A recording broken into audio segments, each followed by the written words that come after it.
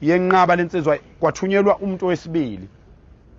ngenqaba kwaze kwathunyelwa umuntu osephalamende wangifonela uxolo wangifonela umuntu osephalamende wazichaza ukuthi ubani kwayima ngivuma ukujika eStanderton baqala ukungifonela ngakafika eStanderton bangifonela ngibheke eStanderton kwakusasele 35 minutes ngifike eStanderton ngajika eStanderton ngabuyela emuva eGoli ngahamba ngayohlangana nomongameli abaningi ke bakhala ngokuthi kungani uJacinta singamtshelanga thina uJacinta sengihlale naye imhlangano cishe emithathu ngahlala umhlangano naye noMkhwanazi nobaba uMkhwanazi uNhlanhla Mkhwanazi ngahlala umhlangano noPremier ngaphinde ngahlala umhlangano naye noPremier ngaphinde ngahlala umhlangano naye noPremier futhi kule mhlangano yomthathu angaze ngimfonele uJacinta ngithi akeze emhlanganweni angaze ngimfonele ngoba kwakungemina engangibiza umhlangano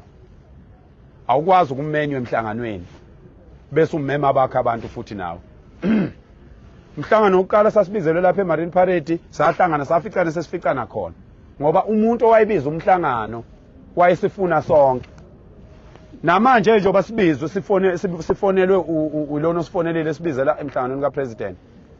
umhlangano kwakulokhu kuhlalwe ngo2 mina ngisemashini uPresident akangifunanga ngo9 ebusuku kwakufunwa mina ngizonikeza uPresident isiqiniseko ngoba nizokhumbula ukuthi uPresident wayihlangene neNgonyama ngayizolo iNgonyama yamnikeza isiqiniseko sokuthi uphakele umthakathi ngiyamazi angeke abantu bone mangabe ekhona lapha azobe khona uPresident akakhululeke ngeke kuze konakale lutho uPresident ufuna lelozwi kimi ufuna ukuzothi ndoda ade ngihlangene neNgonyama iNgonyama ithe akuzukonakala lutho kunamazwe akhathazekile asaba ukuthi azolanda idumbu eSouth Africa ngenxa yakho ngathi mina President ngeke iziyenzeke le nto ngayethembisa iNgonyama ngamethembisa uPremier ngiyakwethembisa nawe President uma kwenzeka kufa abantu bebulawa ngabantu abazobe behamba nami President cela ukhiphe iorder yokuthi uMkhwanazi akangibophe ngathi ngiphuma kuPresident ebusuku ngo11 ngabe ngithola ucingo lukababa uGeneral ubaba uNkwali yenkosi wathi ndaba wangethembisa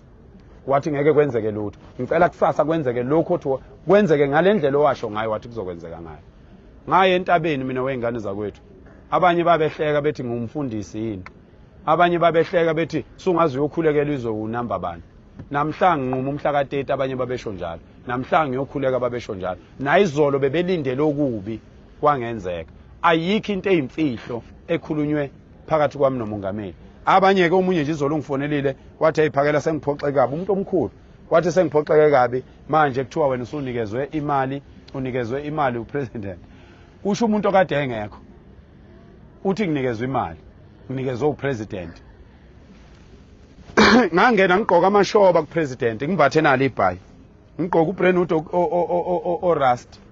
namashoba ngiqimbile ngangena ngahlangana naye ngigqoke kanjalo ngaphuma ngigqoke kanjalo ngangena nongizwe nomholi lona esasihamba naye noNgubane sangena sigqoke kanjalo saphuma sigqoke kanjalo akekho umuntu owaphuma nemali lapha abantu abayeke ukuqagela izinto okokuqala okwesibili abantu abayeke ukuthi mabezonda ubaba uRamaphosa uPresident bese befuna sonke simzonde mina ngizondani kodwa engakutshela uPresident ngamtshela uPresident wazi wangibuza ukuthi ngafundaphi ngoba ngamela ubudoda lapha na mina ngamtshela uPresident okokuqala wayezocela uPresident ephakamisa isiphakamiso sokuthi singakwazi ukuyihlehlisa lento ingabi ngomhla ka30